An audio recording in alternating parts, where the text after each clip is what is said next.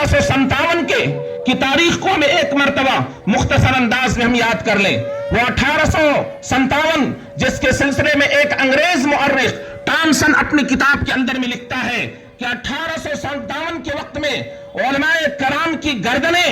دہلی کی چاندنی چوک سے پشاور تک کوئی ایسا درخت نہیں تھا جس پر ہمارے علماء کرام کی گردنیں نہ لٹکی ہوں. ٹامسن لکھتا ہے کہ 40 علماء کرام کو ایک ساتھ لایا جاتا اور آگ کے حوالے کر دیا جاتا اور اس کے اندر میں جھونک دیا جاتا اور کہا جاتا کہ تم کو ہم چھوڑ دیں گے اگر 1857 کی بغاوت کے اندر تم یہ کہہ دو کہ ہم اس کے منکر ہیں, ہم اس کے اندر میں شامل نہیں ہیں. لیکن علماء کرام پر قربان جائیے کہ وہ سب کے سب ایک ایک کر کے آگ کے اندر چلے گئے, لیکن کسی نے بھی یہ نہیں کہا کہ ہم اس سے پیچھے ہٹنے والوں میں سے تھے, ہم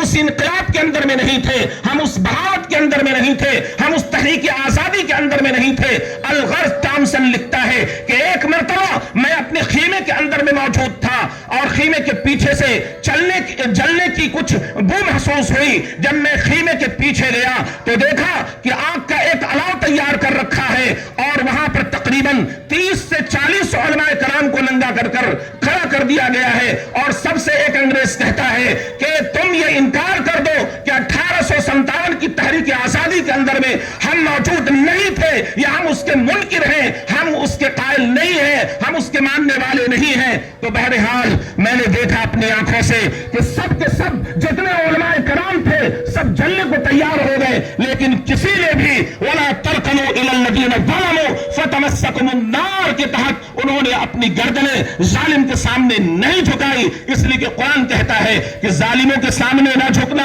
ورنہ جہنم کی آگ تمہیں آ لے گی. الغرض ان تمام مجاہدین کرام کی آج یہ جد و جہد کا نتیجہ ہے. جس تقریب کو ہم آج منانے کے لیے نکلے ہیں ان کی قربانیاں بھی ہم یاد کر لیں کہ بڑی بڑی قربانیاں انہوں نے دی ہیں جس کی وجہ کر آج ہمارا یہ ملک آزاد ہے, جہاں ہم بہترین سانس لیتے ہیں, جہاں ہم اپنی عبادت گاہوں کے اندر میں عبادت کرتے ہیں. ہمیں فخر ہے اپنے ہندوستان کے اوپر, اپنے اس انڈیا کے اوپر, اپنے اس بھارت کے اوپر کہ یہاں ہمارے الحمدللہ مسجد اور مدرسے الحمدللہ آباد ہیں, کہیں سے کوئی خطرہ محسوس نہیں ہوتا, ہر جگہ چین اور سکون کا ماحول ہے. الغرض کبھی کچھ ایسے ناخلف شیطان قسم کے لوگ ہوتے ہیں جو ماحول کو ڈسٹرب کرنے کی کوشش کرتے ہیں, لیکن یہ دیکھا جائے کہ ہندوستان کے اندر میں مسلمانوں کی قربانیاں ہندوؤں کی قربانیاں برابر کسی ہے, کوئی کسی سے کم نہیں, پیچھے نہیں ہے. بلکہ میں نے آپ کے سامنے کہا کہ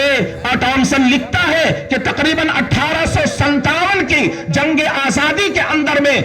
تقریباً 58,000 علماء کرام پھانسی کے تختے پر لٹکا دیے گئے. 58,000 علماء کرام پھانسی کے پھندے پر لٹکا دیے گئے. بڑے بڑے علماء کرام نے قربانیاں دی اور میں آپ کو بتاتا چلوں شیخ عنایت علی اور مولانا شیخ یحییٰ علی کو کالا پانی کی سزا ملی اور وہاں پر انگریزوں نے ان کو قید میں رکھا, ان کی داڑھی کاٹ دی. مولانا رونے لگے تو انگریز نے پوچھا روتے کیوں ہو؟ کہا کہ روتا اس لیے ہوں کہ میری داڑھی کتنی خوش نصیب ہے جو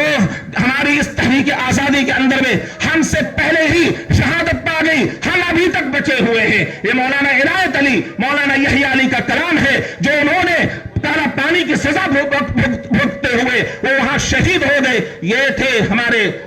علماء کرام جو تحریک آزادی کے اندر میں انہوں نے حصہ لیا. الغرض آج کا یہ دن ہمیں یہ پیغام دیتا ہے, ہمیں یہ پیغام دیتا ہے کہ ہم اپنے اس ہندوستان کے اندر میں ہم رہیں گے اور اس کے اندر میں ایک اچھا کردار عطا کریں گے, امن و سکون کا اس کے اندر میں ماحول تیار کریں گے, پیار محبت اور بھائی چارگی کا پیغام ہم دیں گے. اور